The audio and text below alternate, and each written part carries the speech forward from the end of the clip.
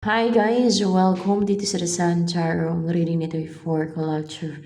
For anyone who can resonate sa reading nito, this is a general reading for culture of your energy at this time.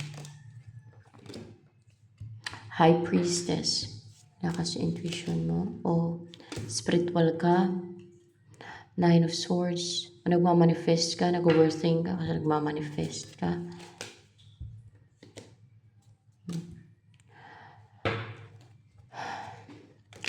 Clear yung intuition mo, yung mind mo. Clear yung isipan mo na walang fog, walang nagka-cloud. Hindi ka naku-confuse or pa energy. Five of Swords.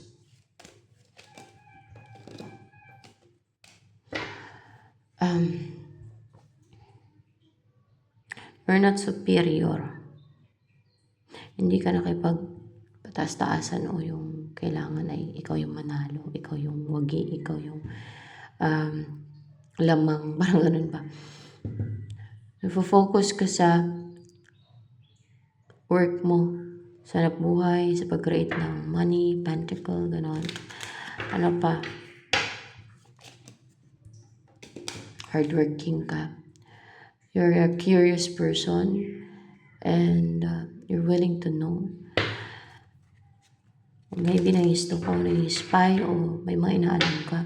Kasi nagiging curious ka ngayon. And maaaring yun din yung pinag-focusan mo. Isa sa pinag-focusan mo. Yung mga alam, yung mga spy, yung research o yung stalk. Ano pang energy mo yun? Knight of Cups. Meron kang nire-reject eh. Ano yun? Yung mga nire-reject mo.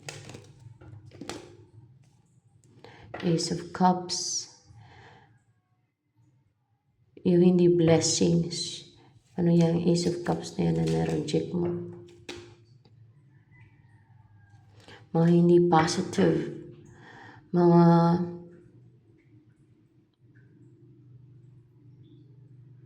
ano yan? Mga hindi nagbibigay sa'yo ng inspirasyon, blessing, kumbaga ano siya, malas. Mga kamalasan nire-reject mo. Mga kamalasan, mga negativity,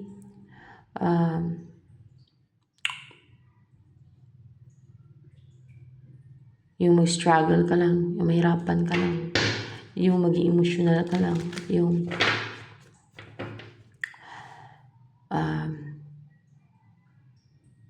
maybe people or situation or connection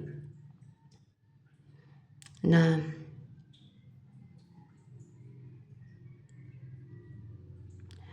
tinataken for granted ka or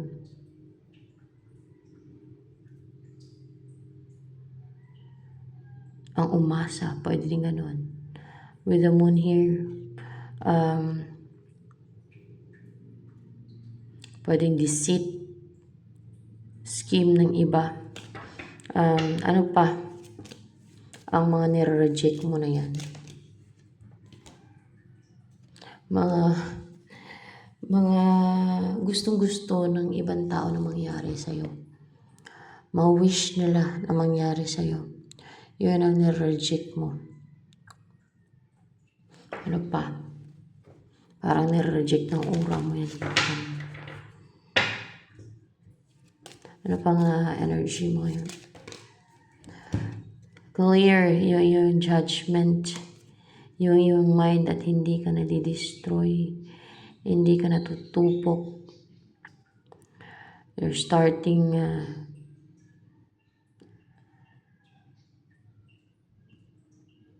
to live a new life, a new beginning na clear yung judgment mo, clear yung isipan mo.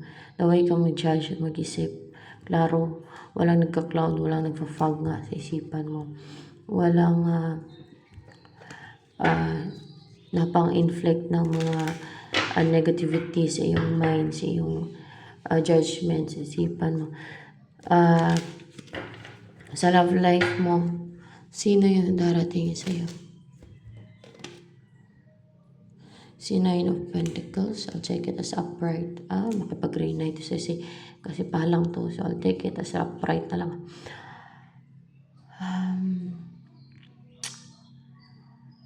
Someone na gusto makipag-reunite with you.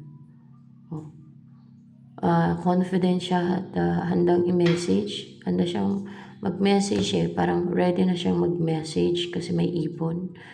Confident and stable and may tiwala sa sarili to kasi nga stable na i-message ka and this someone na independent. Komportable yung buhay niya. Comfortable siya sa sarili niya, no? Confident and comfortable na salamuha sa iba na hindi siya na-insecure, yung mga ganyan. Energy ng person na to na darating sa'yo na gusto makipag-reunite sa'yo? This person wants a reunion. Meron siya nilayuan o nilalayuan. Yung tao na yan, meron siya tinalikuran, siguro karmic niya, mga ganun ba? Karmic. Yes, karmic niya na Queen of Cups. Na, ano yung Queen of Cups niya? Karmic, manipulative. Yeah, manipulative yan siya para lang magkaroon ng union sa kanila. Minanipula siya. Para ma-drone sa kanya yung person mo, para ma-feel ng person mo sa kanya yung may chemistry sa kanila na sa kanya maramdaman ng person mo yung true love, na siya yung the one, na siya yung kasi yung mga ganitong energy may pagka-manipulative to they know how to mimic emotions, parang gano'n yung pagkano ka Scorpio energy yan.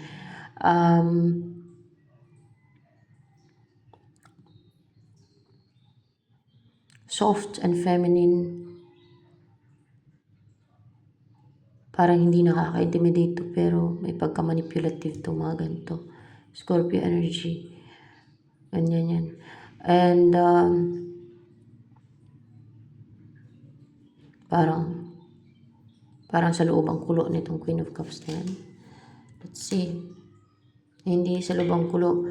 Parang magaling mag-pretend. Magaling siya mag-pretend. Yun ang nasi-sense ko dyan Magaling siya mag-pretend. Kaya manipulative nga yan.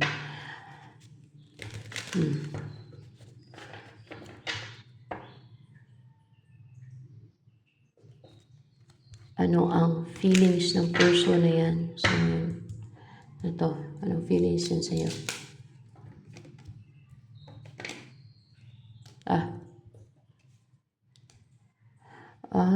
Gusto niya mag-build kayo ng strong bond, talagang strong yung desire niya to be with you, na magsama kayo at bubuo kayo ng pamilya, na matibay ang inyong relasyon, na matibay yung samahan ninyo, na hindi ma-break yung bond ninyo ba?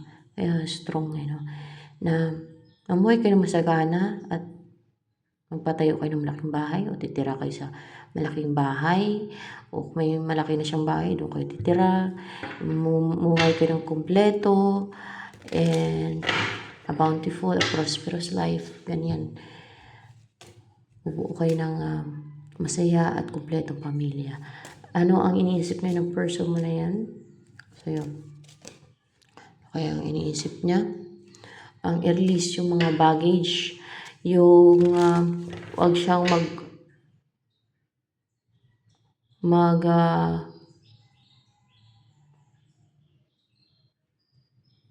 magbitbit ng mga resentment, siguro mga resentment yan, o mga negativities. Yun ang iniisip niya, ang ma-release yung baggage. Yan. Ano pang iniisip niya ngayon? Pag iniisip ka niya,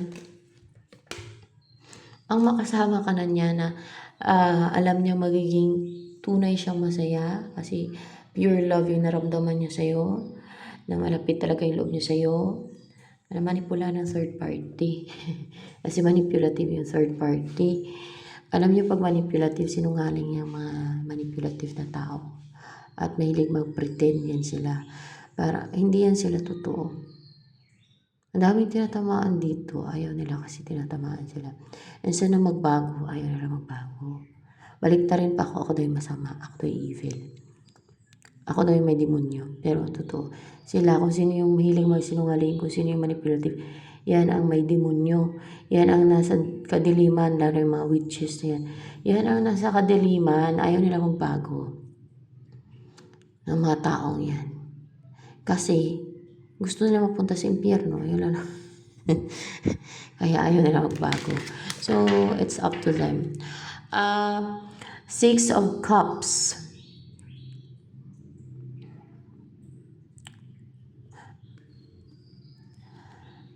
Feeling niya maging komportable at home talaga siya sa'yo kasi nakikita niya sa'yo, pure ka. Pure and parang inosente. Yan.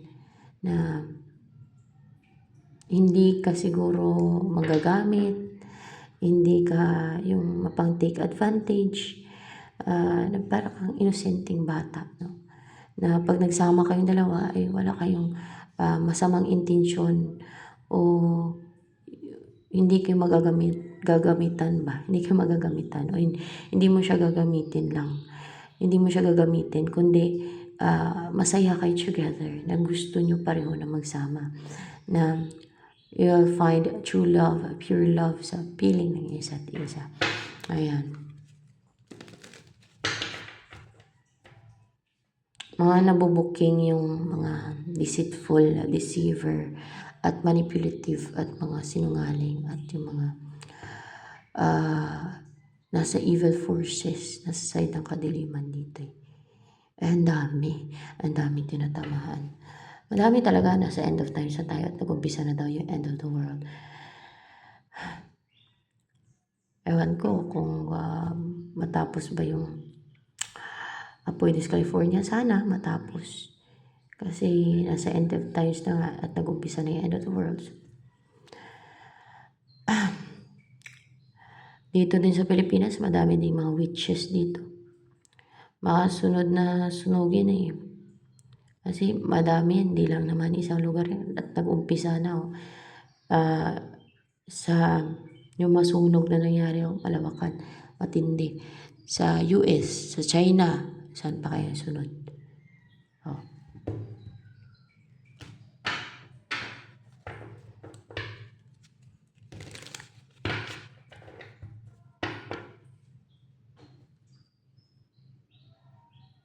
Kasi lilinisin tong mundong to. Lilipulin ang mga evil. Tapon ng simpyerno. Doon na yan, kulong sa impyerno yung mga evil. Kasi hindi pwedeng manatili dito sa mundong to na buhayin muli ang mga evil, kasi maghahasik lang ng lagim, mga selfish, ka-selfishan at ka-greedyan, gahaman ang mga yan, at mga sakim, inggit ang pinapairal nila. Manghalit sila sa inggit, insecurity sila, at dahil sa kasakiman nila, tuwa sila harm ng iba.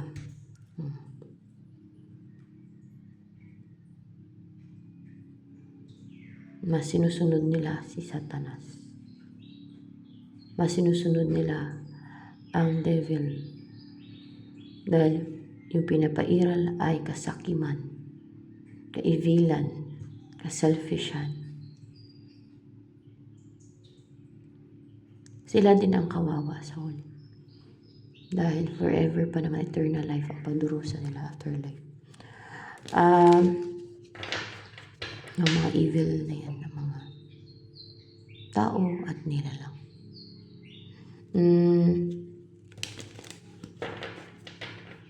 Ano pa?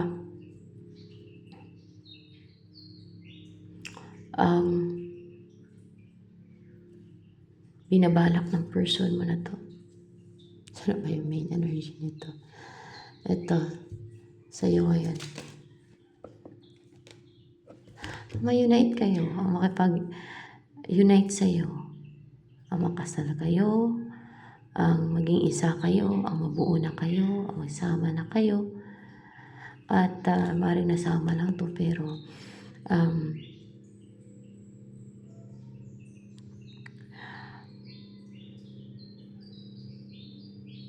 the justice in reverse. What's with the justice in reverse here? Tingin ko nasama lang talaga to.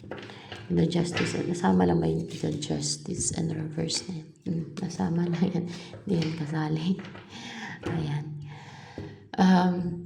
Anong next na magaganap sa buhay mo? Tingnan natin. Queen of Swords. Yung may self-love ka na, may self-worth, makapaglagay ka na ng healthy boundary. No, wala namang kukross ng boundary mo. At ano pa? Ay, Three of Pentacles, ma-recognize ka na. At meron kayong i-build for sure ng person mo. Kasama yung person mo na yan, i-build kayo. So, meron kayong i-build. Yes, meron kayong i-build na dipinsa. Maybe, dipinsa, protection. Clarification lang, hindi. Basta meron kayong i-build together ng person mo na yan. Pwedeng family. O pwedeng, syempre, yung sasama kayo. O kaya ay meron kayong gagawing project together na magkaroon ng collaboration sa inyo. Ano bang gusto sabihin sa inyo ng person mo na ito? Saan ba yun? Yung anong gusto niya sabihin sa iyo?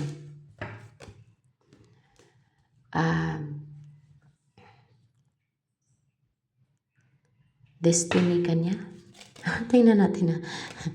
O destiny ka niya. Napag-alaman niya nung nag-introspect siya. Na destiny ka niya. At ano pa? Clarification with the Wheel of Fortune here. Baka may iba pang message. O nalaman niya na. Klaro na sa isipan niya na destiny ka niya. So ito na lang guys for collective reading. So mga baguhan po dito sa aking channel, you can subscribe and like the video if you like it.